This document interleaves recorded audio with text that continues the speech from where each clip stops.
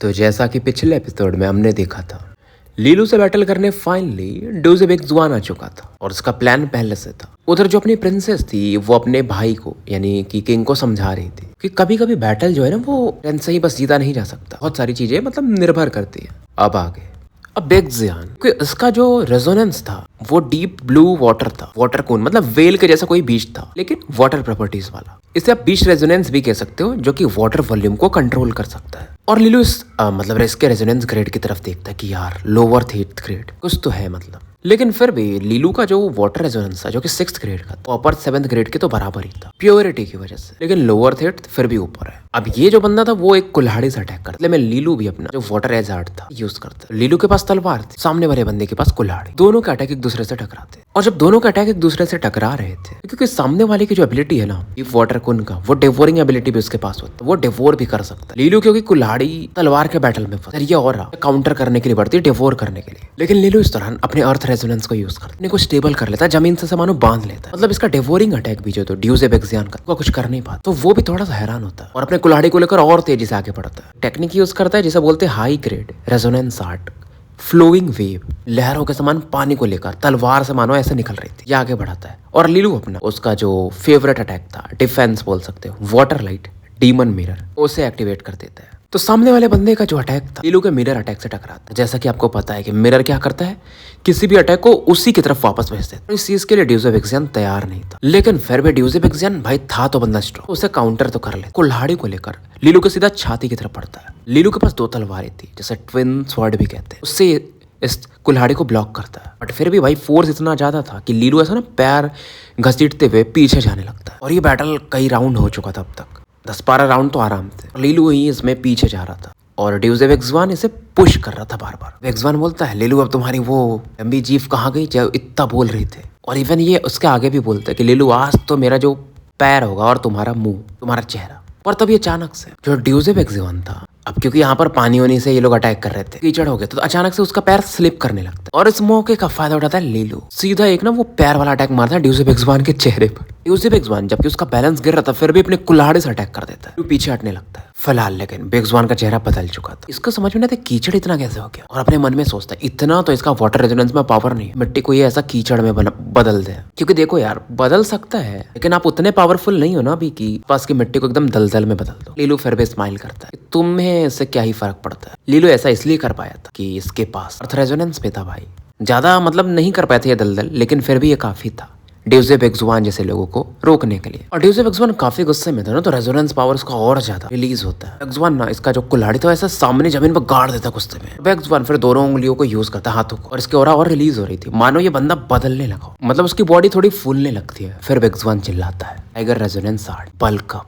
तो यार कल वो एक्सप्लेनर अली करके कोई बंदा है ना, उसने मतलब कमेंट किया था कि भाई मेरे वीडियोस तुम यूज कर सकते हो, देखते अपन मतलब बैठता हूँ जब खाली होकर तो उसके वीडियोस यूज कर लेंगे। फिर इस दौरान जो था ना हवा का झोंका काफी फियर्स हो रहा था और जंगल में मानो गूंज रहा था। और ये सीन था जहाँ पर थे जाओको, जोंगफू और बाकी लोग गुस्से में लड़के चिल्ला रहे थे, बाई डोटो तुम लोग मुझे रोकना चाहते थे, हुए के जैसे लोग। और वो ना इसके पैर को पकड़ रहा था, हाथ में उसके मतलब दूसरे हाथ में तो मिट्टी भी थी। बाई डोटो इस दौरान अपना जो स्पीयर था उससे जाओको के चेस्ट पर अटैक करती, काफी पीछे फेंक देती है और गुस्से में कहती मेरे पास समय नहीं तुम लोगों के साथ व्यर्थ करने का, क्योंकि ऐसे इसके हिसाब से अगर ये थोड़ा और लेट करेगी तो लीलू को कोई और फिनिश कर चुका होगा। पर तभी एक फिगर था, एक बंदा था जो इसकी तरफ तेजी से बढ़ा, डोडो अपने ब्लेड से उसके चेस्ट पर अटैक कर और बंदा चीखने लगा, लेकिन वो बंदा जमीन पे जाकर गिर तो जाता, लेकिन जो लड़की के कमर पर एक जेड था उसे खींच लेता। ये कोई और नहीं यूलांग था। इस चीज को लेकर वो काफी खुश हो जाता है कि यार अब तो मजा आ गया। डोडो इससे बोलती है कि वापस दे दो नहीं तो फिर दर्द सहने के लिए तैयार हो जाओ। फिर यूलांग बोलता है यार लगता है तुम्हारे लिए काफी इंपॉर्टेंट है, हमारे बहन के पास भी ऐसा ही है शायद।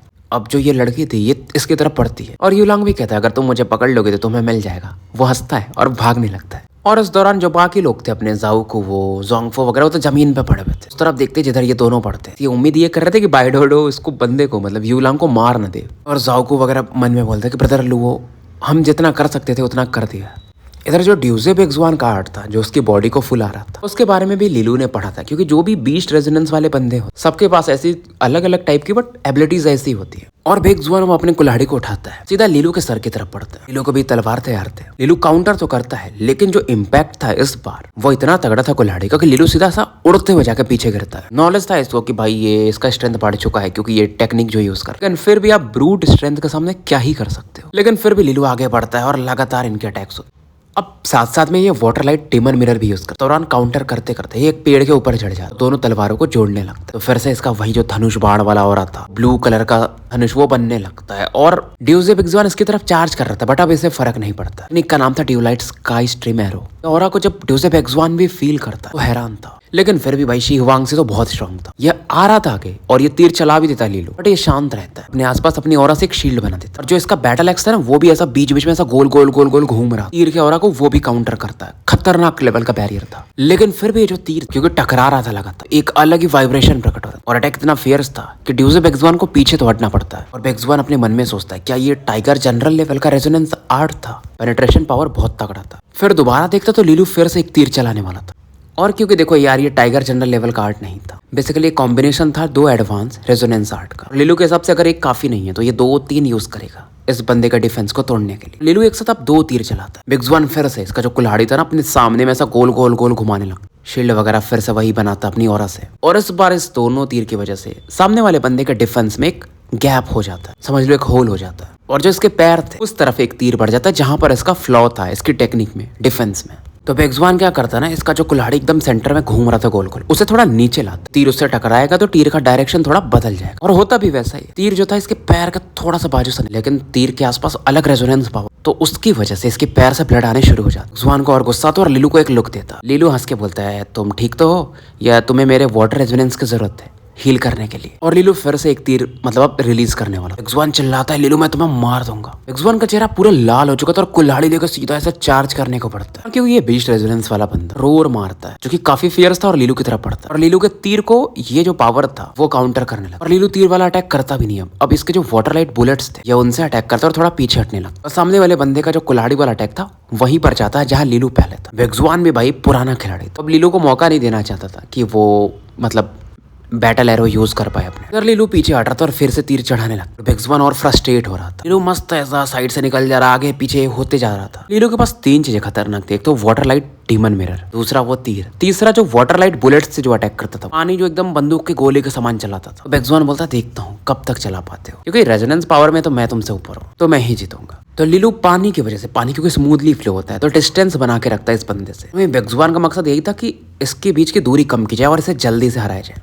इधर दूर में एक पहाड़ पर सैन जिंगजायो को दिखाया जाता है, कैसे हाथ मोड़ के नहीं खड़े रहते वैसे खड़ा था, बैटल को देख रहा था। सोचता यार लीलू तो ठीक ठाक, मतलब मैंने जितना सोचा था उससे बेहतर है, लेकिन ये इसके लिए उतना काफी नहीं था कि बाकी लोग आ जाएंगे, क्योंकि ये एवरेज बंदा है, उससे ज्यादा कुछ नहीं है। अपने मन में बोलता है जब तुम्हें ना गोल्डन मेंटर्स चुनेंगे ना तो तुम मेरे पास आओगे भीख मांगते हुए कि आप मुझे चुन लें, और फिर जब तुम आ ही जाओगे तो जियांग किंगेर तो मेरी मुट्ठी में होगी। ये सब सोच के बंदा काफी अपना खुश हो रहा था, बोलता है कि किंगेर इस बार तो तुम नहीं बच पाओगी।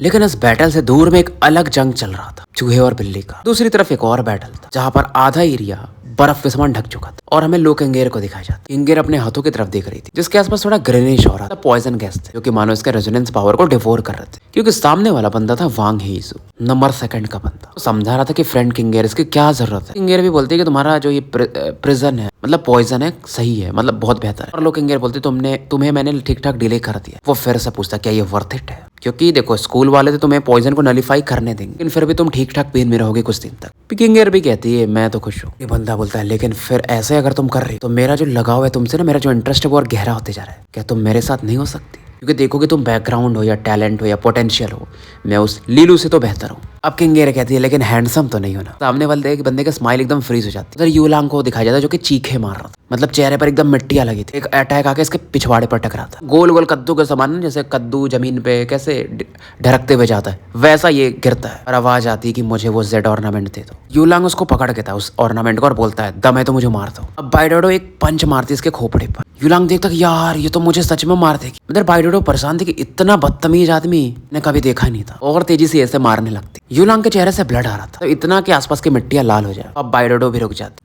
और पूछती क्या तुम ठीक हो। यूलांग ऐसा एक्टिंग करता है या जो भी बोल लो या सच में कि मानो ये मरी मछली हो, रिएक्ट ही नहीं करता। ऐसा लग रहा था इसकी सांस भी रुक चुकी है। अब लड़की ना ऐसा बैठ जाती है इसकी ब्रीदिंग चेक करने के लिए, और तभी यूलांग मानो जिंदा हो जाता है और यूलांग ना ऐसे इसको पकड़ लेता। तो भाई दोनों का बैलेंस गिर जाता, मतलब समझ रहे हो, लूज हो जाता है। ऐसा लग रहा था कि ये लड़की इसके ऊपर गिर जाएगी, ऐसा समझो। और लड़की तुरंत ही अपने ग्रीन रेजोनेंस पावर को यूज करती है और इसे काफी दूर फेंक देती है। यूलांग जाके एक बड़े चट्टान से टकराता है और ब्लड फिर इसके चेहरे से। बाई डोडो तो बहुत गुस्से में, ये बंदा सच में मतलब कमीना ही है। चिल्लाती मैं तुम्हें मार दूंगी, अपने भाले को लेकर आगे बढ़ता। लंग ऐसा रोते हुए कहता है ठीक है फिर मुझे मारी दो, मेरे घर पे 80 साल की बूढ़ी माँ है, 10 छोटे भाई हैं जो कि मेरे ऊपर डिपेंडेंट, मुझे मरने से डर नहीं लगता। लड़की भाले को लेकर आगे बढ़ती बट इसके आईब्रोज के आसपास आके रोक देती और कहती है तुम्हारी माँ कितनी बदनसीब है। फिलहाल ये भाले को इसके कलाई की तरफ मारती है क्योंकि इसने हाथ में पकड़ा था वो ऑर्नामेंट, तो इतना दर्द होता है कि भाई छोड़ देता है और बाई डोडो इसे लेकर अपने कमर के आसपास लटका लेती और गुस्से में कहती मेरे बहन से तो दूर रहना, नहीं तो मैं तुम्हें कुत्तों को खिला दूंगी। और अब ये जाने लगती है तभी पीछे से आवाज आती है कि तुम्हें जाने को किसने बोला। यूलांग ना अपना हाथ इसके पैर पे पकड़ लेता है और ये बंदी भी सोचती कि यार ये बंदा है नहीं उतना स्ट्रॉन्ग, लेकिन इसका विल पावर गजब का है, ये टिकने की क्षमता। तो फाइनली ये पूछती तुम्हारा नाम क्या। अब ये बोलता है यूलांग, तो ये बोलती है यूलांग तुम बहुत बेवकूफ इंसान हो, अगर ये स्कूल नहीं होता ना तो मैं तुम्हें कब का मार चुकी होती। मेरे और तुम्हारे बीच का जो डिफरेंस है स्ट्रेंथ का बहुत अलग है, फिर भी तुम मतलब वही काम कर रहे हो बार बार। ये सब लीलू के लिए, क्या ये वर्थ इट है। वो तो हाउस लुवोलॉन का यंग लॉर्ड है, तुम उसे भाई समझते होंगे बट शायद वो तुम्हें ऐसे ही अपना एक प्यादा समझता होगा। यूलांग थोड़ी देर शांत रहता है फिर स्माइल करता, अपने ना खून से रंगे हुए दांत दिखाता है। छोटी बच्ची तुम जानती क्या हो, मेरे जैसा अनुभव वाला बंदा तुम्हारे जैसी पैम्पर्ड प्रिंसेस से तो बहुत ज्यादा जानता है। मेरे मम्मी पापा ने तब जो फैमिली की सेविंग्स थी वो सब यूज करके मुझे साउथ विंड एकेडमी भेजा, लेकिन मुझे ये सब पता नहीं और मुझे तो रेजोनेंस आर्ट भी नहीं आता था, समझता भी नहीं था। लेकिन वो लीलू था जिसने मुझे हर चीज सिखाया। मेरे पहले रेजोनेंस आर्ट से लेकर मुझे उसने हिम्मत दी मुझे स्कूल डेली जाना चाहिए। तुम्हारे लिए कुछ नहीं होगा लेकिन मेरे लिए बहुत बड़ी चीज है, वो मेरा फ्रेंड रहेगा हमेशा। वो क्या सोचता है मुझे फर्क नहीं पड़ता। तो बाई डोडो तुम्हारे में इतनी हिम्मत कि तुम यहाँ से जा पाओ। अब ये बंदी भी बावली हो जाती है कि बंदा पागल है क्या पूरा, ये मर भी जाएगा तो क्या ही फर्क पड़ता। पैर क्योंकि इसने हाथ से पकड़ा ना, पैर से ही ऐसे पीटने लगती है कि हट भाई हट छोड़ दे।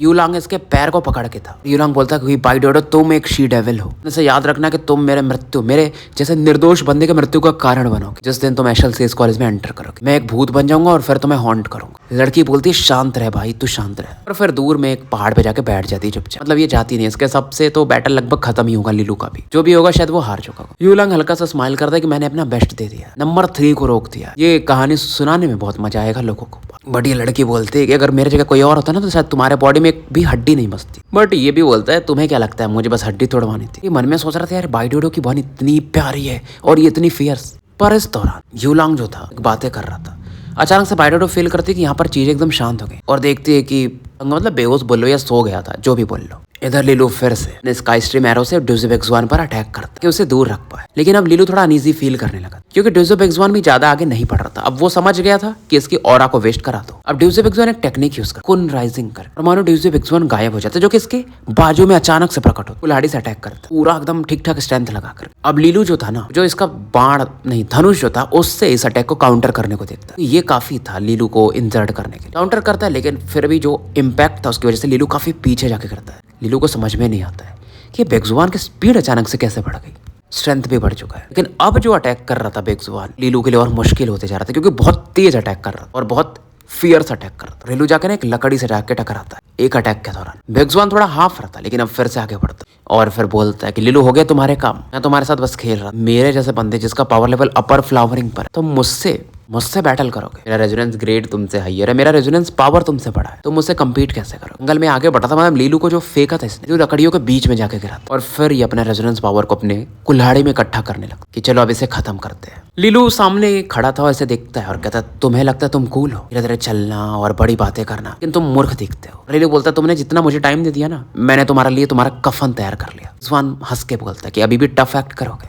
और बेक्सुआन एक एक कदम लीलू की तरफ आगे बढ़ा रहा था और फिर से कुल्हाड़ी वाला जो अटैक था उसे आगे बढ़ाता। जैसे इसका अटैक लीलू के चेहरे की तरफ बढ़ रहा, अचानक से ग्रीन लाइट चमक इसका जो बैटल एक्स था ना उसे जमीन के नीचे से सब निकल करके ऐसा लकड़ियों में बांधने लगती है पाइथन के समान। बंदा हैरान था कि वुड रेजोनेंस ये कहां से आया, कि हमारे बैटल के बीच में कोई और आ चुका है। लीलू बोलता है कोई और कैसे आएगा, यहाँ पर तो बस मैं और तुम हो। बेक्सुआन मतलब इसकी आंखें वैसा लग रहा था खुलेंगी नहीं कि भाई ये क्या बोल रहा है, कि तू ऐसा बोल रहा है कि तेरे पास वुड रेजोनेंस भी है, लेकिन तू तो वाटर रेजोनेंस यूजर है, तू वुड रेजोनेंस तो यूज नहीं कर सकता। लीलू बोलता है तुम जानना चाहते थे ना मैं तुमसे कैसे डील करूंगा, मैं तुम्हें कुछ कूल दिखाता हूँ। लीलू दोनों हाथों को अपने ऐसा जोड़ता है और इस बार 2 रेजोनेंस पावर अलग अलग प्रकट होते हैं। साइड में ब्लू दिख रहा था और दूसरे साइड में ग्रीनिश हो रहा। और इस समय दोनों और एक तरह से दोनों में एक फ्यूज रहे थे लीलू की बॉडी में, एकदम परफेक्ट रेजोनेंस था। लीलू बोलता वाटर रेजोनेंस भी मेरा है और वर्ड रेजोनेंस भी मेरा है। अब तुम तो देखो ठीक ठाक स्ट्रॉन्ग, तुम्हारे आंखों में कोई प्रॉब्लम नहीं है, लेकिन भाई हूं मैं legendary double resonant palace cultivator. अब ये जो सीन था ना, इससे ड्यूसेफ एक्सवानी बस चौंका नहीं था, जितने भी लोग थे हॉल में वो चौंक गए थे, स्क्रीन पर इस बैटल को देख रहे थे। ये बंदा मतलब लाखों करोड़ों में एक है, जो कि बहुत रेयर चीज माना जाता है। मतलब ये चीज उतना ही रेयर है जैसे जियांग किंगेर का 9th ग्रेड का लाइट रेजोनेंस है, क्योंकि डबल रेजोनेंस नॉर्मली जब ड्यूक लेवल पे लोग जाते हैं तो वो यूज कर पाते। ये बंदा अभी तो रेजोनेंस मास्टर लेवल पे है और यूज कर पा रहा है। लोगों को समझ में आता है कि इन्होंने जल्दी सेलिब्रेशन कर लिया था कि ड्यूजेफ एक्सवान जीतेगा। अब चीजें अलग थी, ड्यूजे होंगलियान का चेहरा देखने लायक था। काफी शक पका जाती कि इसका भाई तो मतलब हार सकता। इससे मैं चिल्लाती कि मैं मान ही नहीं सकती कि हाउस लोअलॉन इतना ब्लेस्ड कैसे हो सकता है। वो जियांग किंगेर, फिर ये बंदा यान लिंकिंग काफी लिया बजा रही थी और जियांग किंगेर को हक कर। तुम्हें पता था मतलब किंगेर स्माइल करती कि इसने थोड़ा इसको हिंट दिया था, ये समझी नहीं थी। इवन वाइस प्रिंसिपल सुक्जीन हो, फर्स्ट प्रिंसेस हो, ये लोग हैरान थे लेकिन काफी खुश भी थे। जैसे वाइस प्रिंसिपल जो थी सुक्जीन, वो कहती है डुअल रेजोनेंस रेयर तो है, बट अब ये बंदा आगे उससे कर क्या पाता है वो इसके ऊपर डिपेंड करेगा, लेकिन इसके अंदर पोटेंशियल तो है। जैसे प्रिंसेस काफी खुश थी कि अंदर में सोचती है कि हाउस लोअलॉन बहुत कमजोर हो गया था दोनों ड्यूक स्टेज के एक्सपर्ट्स के जाने के बाद, लेकिन अब इनके पास 2 लोग हैं। मतलब सब जियांग किंगेर को तो जानते ही थे, लेकिन अब जो लोअलॉन फैमिली का यंग लॉर्ड था लीलू, वो भी अब कुछ टैलेंट दिखा रहा था, प्रॉमिस दिखा रहा था। अब ये लोग फिर से शायद हाउस लोअलॉन को राख से ऊपर लाके खड़ा कर सकते हैं। तो स्टोरी यहीं समाप्त करते हैं और मिलते हैं फिर कल एक नए वीडियो के साथ।